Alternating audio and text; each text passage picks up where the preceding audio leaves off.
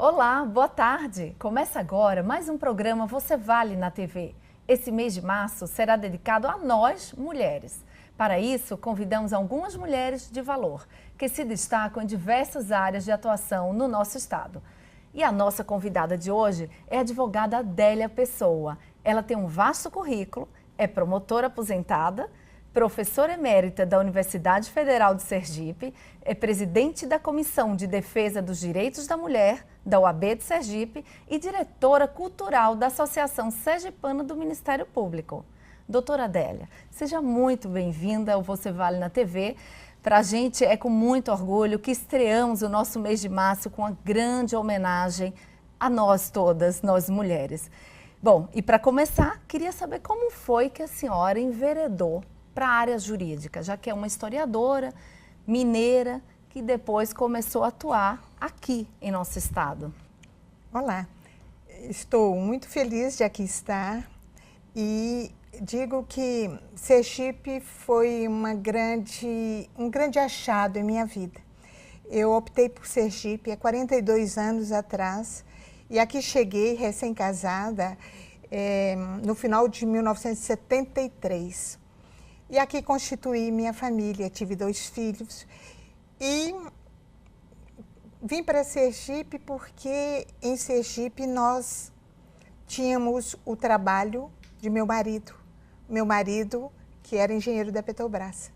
Então eu vim acompanhando meu marido. Deixei meus empregos de Belo Horizonte, onde morava anteriormente. Como professora? Como professora de História. Ai, que maravilha. E chegando aqui, fiz vários concursos e enveredei pela área jurídica, que para mim foi uma grande felicidade, uma gratificação muito grande, porque eu acredito que o direito traz muita coisa boa para a sociedade e pode trazer se nós todos buscarmos a justiça.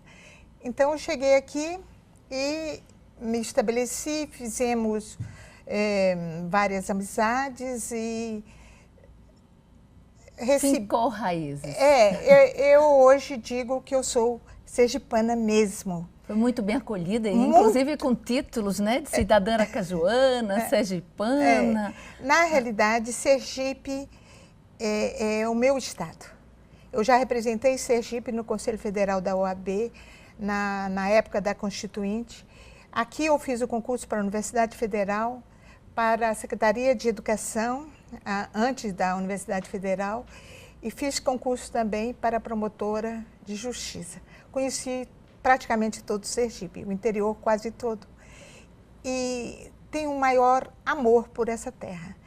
E acho que eu tenho que, nessa fase de minha vida, já voltei à OAB, eu acho que eu tenho que trazer alguma coisa positiva, uma coisa boa para aqueles que me acolheram tão bem. E aí o meu trabalho é o trabalho junto à questão da mulher, junto ao direito de família. São 2 áreas que você tem uma grande atuação. Como que foi essa escolha? Exatamente. Para mim, o direito de família é o mais interessante, porque interessa todas as pessoas. É bem amplo. E não tem uma pessoa que esteja nos assistindo que não precisa saber alguma coisa, algum direito. Direito a alimentos, no casamento, quais os direitos, quais os deveres, não é? Na união estável. E os filhos? Tem direitos, os filhos dentro ou fora do casamento? E se houver uma união paralela, será que essa união paralela também vai ter direitos ou não? Então, o direito de família hoje, para mim, é o centro de minhas pesquisas, de meu interesse. E a questão da mulher vem em decorrência disso. Sim, é uma parte dela. É uma parte da família, porque pela Constituição Brasileira de 88, a mulher deixou de ser aquela pessoa secundária. A mulher hoje está muito claro na Constituição. Homens e mulheres são iguais em direitos e obrigações. E todas as leis posteriores vêm dizendo isso. E isso é muito interessante porque se nós fizermos um retrospecto, nós vamos ver que tem muita coisa que poderia ser colocado, que a igualdade já existia nas constituições. No entanto, da Constituição para a prática vai uma distância muito grande. Muito. A prática não tem sido assim tão efetiva, não. Exatamente. E o trabalho maior que nós tivemos na época da Constituinte foi exatamente colocar na Constituição de maneira clara e de maneira que não suscitasse dúvida que homens e mulheres são iguais. São iguais nos direitos, nas obrigações. Isso é importante lembrar, né? Claro, se nós temos direitos, nós temos também obrigações iguais. Como tudo na vida. Iguais. Então, mas depois, repete também no artigo 7º da Constituição, na parte do trabalho. Homens e mulheres são iguais no trabalho. Está lá no artigo 7º da Constituição. São iguais, mas nós não vemos isso na realidade. Né? Pois é. Nem no mundo dos negócios, nem no mundo da família, nem na sociedade como um todo. Na sociedade, mas é por quê? Então é isso, porque o direito sozinho não resolve. Norberto Bobbio, um grande filósofo italiano, dizia que os direitos já estão postos, os direitos já estão enunciados. Agora, falta efetivá-los. Com certeza, e para nós mulheres um grande passo ainda. Exatamente. Eu me dedico a um grupo de pesquisa sobre a hermenêutica da concretização dos direitos fundamentais. Os direitos estão postos na Constituição, não só o direito das mulheres, direito das crianças, direito dos idosos, estão lá na Constituição. É que hoje a gente faz questão de exaltar por ser o mês das mulheres, então exato. A gente quer lembrar também aquilo que de bom está sendo produzido a nosso favor. Exatamente, exatamente. Mas, então, o que eu sempre falo é que é importante a gente contribuir, mas não sozinha. O problema da discriminação e da violência contra a mulher não é um problema da mulher. O problema da discriminação é um problema da sociedade, é da nossa cultura, que nós temos recebido de milênios de anos, né, muitos e muitos anos. Nós temos essa cultura que coloca a mulher num papel subsidiário. Um papel... Quem é o superior? É o homem. O homem é o mais forte? Sim, ele é mais forte do ponto de vista físico. Mas será que... Apenas, talvez, né? Do ponto de vista físico. Mas do ponto de vista do intelecto, nós já não estamos mais nessa época. Nós somos diferentes, sem dúvida nenhuma. Mas nós somos iguais em direitos. Sim. Em direitos na família, em direitos no trabalho e direitos de maneira geral. E os direitos foram postos gradativamente para a mulher. Mas, por exemplo, nós adquirimos o direito de voto expressamente em 1932. Apesar de já constar no passado... Exatamente. Na Constituição de 1891, dizia que são eleitores os maiores de 21 anos, cidadãos maiores de 21 anos. Cidadãos e não cidadãs. E isso foi interpretado dessa forma. E é interessante, a Constituição de 1891 só foi entendida que compreendia também esses cidadãos homens, né? Também compreendia a mulher. Por isso que nós hoje gostamos muito de falar senhores e senhoras, advogados e advogadas. Por que nós fazemos questão de falar? Porque nós conhecemos a nossa história quando se dizia cidadão, era o homem. E era só o homem. Apenas o homem. Apenas o homem. Então, é isso mesmo. É um hábito cultural, é um vício e uma falta de percepção, muitas vezes. Então, né? muitas vezes eles dizem assim, mas se diz senhores, está incluído as senhoras. Não, não está. Nem sempre. Às vezes, o óbvio precisa ser dito. Tanto é assim que na Conferência de Viena, em 1993, lá houve um chamado Tratado de Viena de Direitos Humanos, diz os direitos das mulheres são direitos humanos. Parece óbvio, né? Óbvio. Mas não era tão óbvio. Mas tem que estar escrito. Tem que estar escrito que os direitos... E olhe lá. Exatamente. E isso é uma coisa assim, tão recorrente que até no nosso palavreado dia a dia, como nós nos acostumamos, nós nem percebemos. Já incorporamos, né? E é sem maldade, muitas vezes. Claro, é inconsciente. É inconsciente. Muitas vezes nós temos aquelas observações em relação a qualquer coisa. Por exemplo, se uma mulher é estuprada, mas está com a roupa, com decote, qualquer coisa, estava lá 11 horas da noite, ia pegar o ônibus, meia-noite, também, diz uma mulher, olha com que roupa ela estava. Olha só, mulher não é para se expor. Meu Deus do céu, o foco ali é o criminoso, o foco é aquele que estuprou, o estuprador, e não a mulher. E não a mulher. Não é uma mulher. grave. Deu bobeira, entre aspas, né? Deu bobeira, vou lá. Então, é um absurdo isso. Está intrínseco. E nós, mulheres, muitas vezes educamos nossos filhos dessa forma. Nós pagamos por isso também. Pagamos. Muito alto. Muito. Eu vou aproveitar para chamar o comercial e a gente volta, cara, já. Estamos conversando com a advogada Adélia Pessoa. Ela compartilhou um pouco da sua história conosco. Não saia daí. No próximo bloco, vamos conversar um pouco mais sobre os direitos da mulher e muito mais.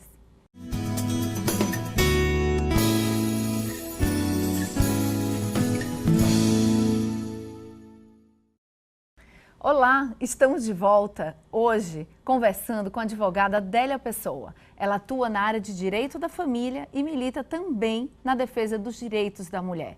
Doutora Adélia, queria saber se houve de fato algum avanço no direito da família. Sem dúvida. A família tradicional brasileira era marcada pelo reconhecimento, pela proteção da família legítima. Só era protegida a família constituída pelo casamento. O grupo, né?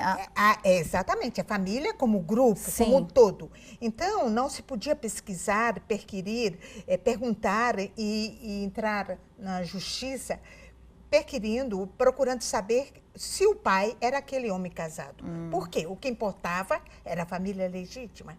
Portanto, os filhos havidos fora do matrimônio eram chamados filhos ilegítimos. E, portanto, os direitos eram bem menores do que os direitos dos filhos legítimos, que eram o do casamento. A própria Constituição dizia isso. As Constituição antes da Constituição de 88, todas elas diziam que a família, constituída pelo casamento, merece a proteção do Estado, deve ser protegida pelo Estado. E cujo casamento era indissolúvel. Então estava tudo muito amarrado ao casamento, indissolúvel. Que se houvesse... Tinha que engolir exatamente. Exatamente, engolir seco e continuar ali, mesmo às custas de muito sofrimento. Então, o que ocorreu durante muitos séculos no Brasil foi essa submissão da mulher. Então, se dizia assim, mas a família era mais em paz. Sim. A mulher não podia falar, não tinha verdade, participação. não podia participar de nada, não tinha como fazer valer os seus interesses, a sua vontade. E a mulher foi submissa durante muito tempo. Aceitou muito, né? Aceitou demais. Aceitou numa paz forjada pela submissão, pela sujeição. E isso ainda permanece. No interior, eu era promotora em uma cidade aí do interior e tinha uma separação que nós perguntávamos, o senhor não dá para conciliar? Porque sempre perguntava, tentativa de reconciliação.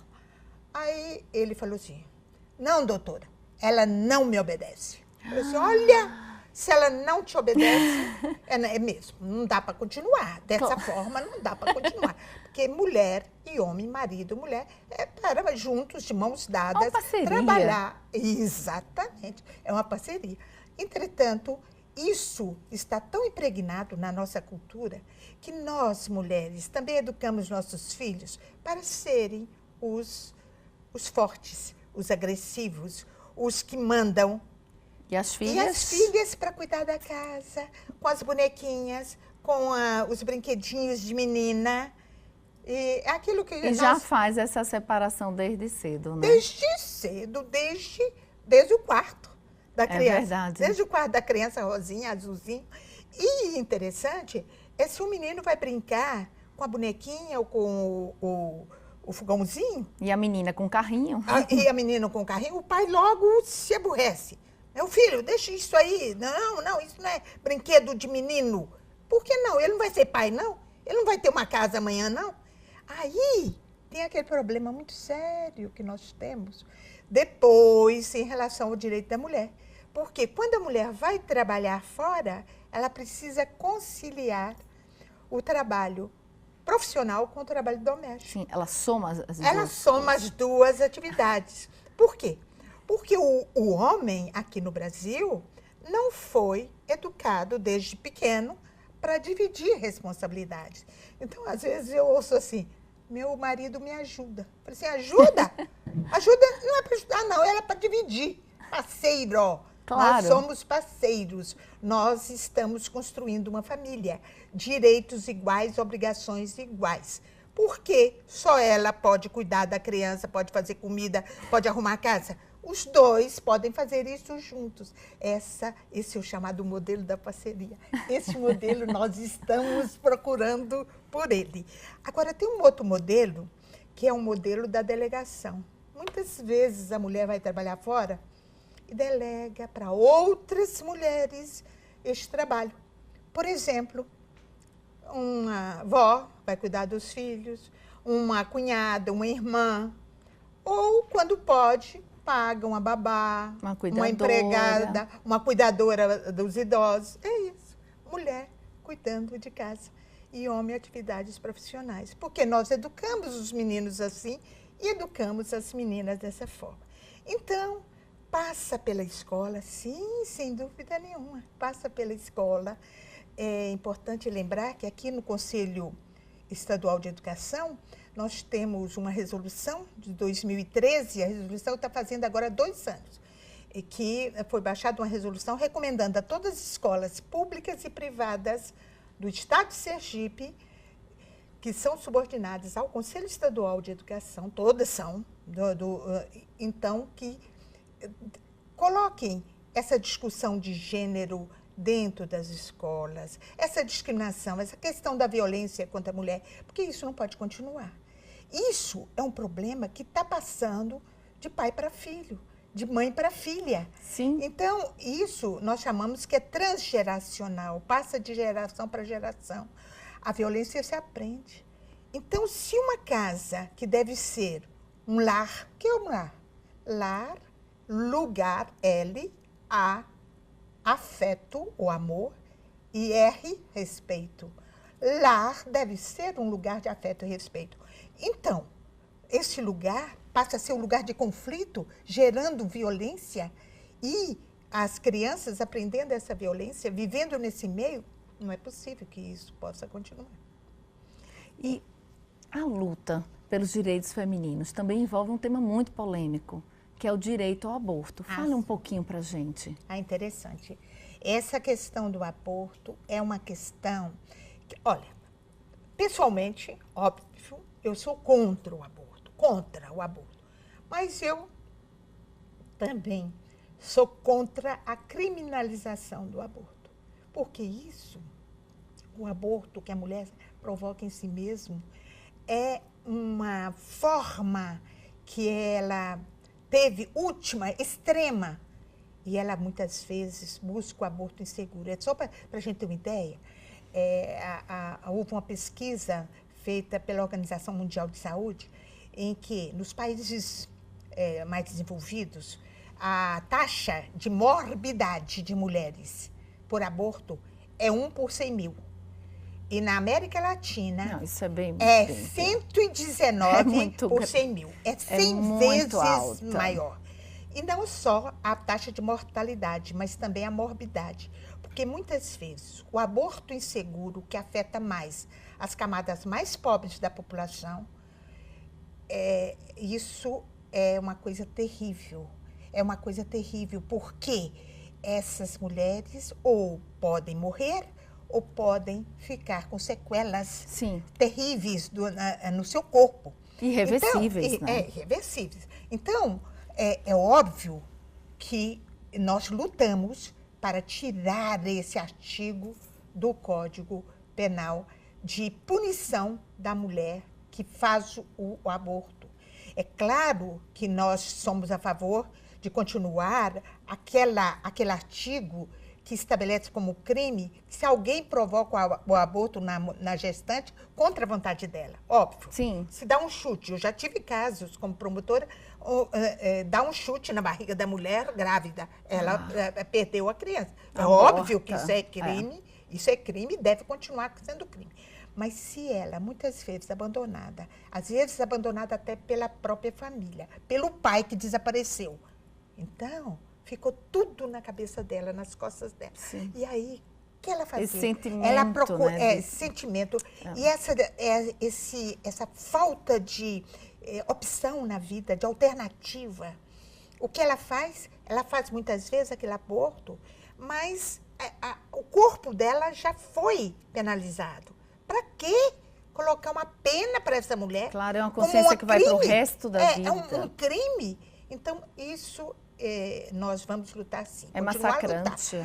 Nós temos vários projetos no Congresso Nacional, mas infelizmente temos também projeto para proibir o aborto de qualquer natureza. Porque nós temos duas possibilidades de aborto, que é aborto decorrente de estupro, sim, e a voz da mulher aí é fundamental, a palavra da mulher é fundamental aí, e também o aborto para salvar a vida da mãe. É uma possibilidade que tem de aborto. E hoje em dia tem dos chamados fetos anencéfalos, que são aqueles que têm anomalias, sim, fetais. Sem cérebro, né? Sem cérebro. Então, há possibilidade, mas isso não está no Código Penal, mas é admitido pela jurisprudência. É muito amplo também para ser discutido aqui em poucos minutos. Isso que é um assunto muito interessante, que a gente tem que ver o papel da pena, para que colocar, por que colocar no Código Penal. Então, não há necessidade de colocar tal crime no Código Penal, pelo amor de Deus. Tem tantos crimes... Que são tão evidentes, né? Tão evidentes. E outra coisa, isso está penalizando a mulher mais pobre, porque aquelas que têm condições, muitas vezes, ela tem recurso para ir em algum lugar e fazer... E resolver. Exatamente. E a pobre, muitas vezes, ela toma um comprimido, ela faz isso, faz aquilo, toma um chazinho, toma... aquelas coisas que nós bem sabemos, sem qualquer segurança. Sim. Aquelas clínicas abortivas e tudo, que é um absurdo, que essas devem ser combatidas. Mas certeza. Não a mulher. A mulher já está penalizada. Sofrida, né? Sofrida, exatamente. Olha, foi uma conversa muito agradável. Agora eu vou ter que dizer que vamos encerrar. Mas é uma pena mesmo, porque tanta coisa para falar. Tantos assuntos, aliás, nos bastidores, para quem está aqui nos acompanhando, foi uma conversa muito extensa, assim, que a gente queria trazer para cá, mas claro, o programa tem aí esse tempo limitado que a gente com certeza fica para um próximo, né? Mas já que fazemos homenagem através da doutora Adélia Pessoa, chegamos ao fim, mas antes eu gostaria de saber da senhora por que você, doutora Adélia, vale? Eu acho que eu replico essa pergunta para todas as mulheres. Por que você, mulher, vale? Por que você, mulher, precisa ter autoestima, ter autonomia? Porque o meu papel é mais de semear ideias. Eu acho que o meu valor está em semear ideias e na busca constante por um sentimento de humanidade que deve ser despertado em todas as pessoas. E, principalmente, a questão de você ter o amor pelo outro, ter tempo para o outro. Você pode ver o outro. Para mim, o mais importante da minha missão aqui na Terra é exatamente ver o outro, é perceber o outro é olhar o outro e poder, quando necessário, dar a mão a este outro. Claro, fazer sempre o bem. É no sentido que esse outro pode ser a mulher. Sim. É a mulher que muitas vezes não tem um apoio, às vezes não encontrou esse apoio, então nós estamos aqui nesse mundo para fazer. E tenho certeza que você conseguiu fazer isso, aflorar muitas pessoas, né, esse sentimento em muitas pessoas aqui do nosso estado. E é por isso que você abre aí esse mês tão especial para nós mulheres, e que não seja só nesse mês, que seja ao longo de todas as nossas vidas, né, que façamos esse papel que a senhora vem desempenhando tão bem aqui em nossa sociedade. A gente agradece muito. Olha, eu que agradeço essa oportunidade. Obrigada mesmo. Encerrando agora o nosso programa, hoje conversamos com a advogada Adélia Pessoa, essa mulher encantadora, cheia de qualidades assim e que, claro, de conteúdo que realmente contribui para o nosso estado. E para você que não conseguiu acompanhar toda a entrevista, você pode rever tanto no portal a8.com, como também no nosso canal no YouTube. O Você Vale na TV faz parte da empresa Você Vale, Gestão de Comunicação e Eventos. Acompanhe-nos pelas mídias sociais, no Instagram, @VocêVale, e no Facebook, Você Vale. Obrigada pela companhia. No próximo sábado traremos mais uma convidada especial. Até lá!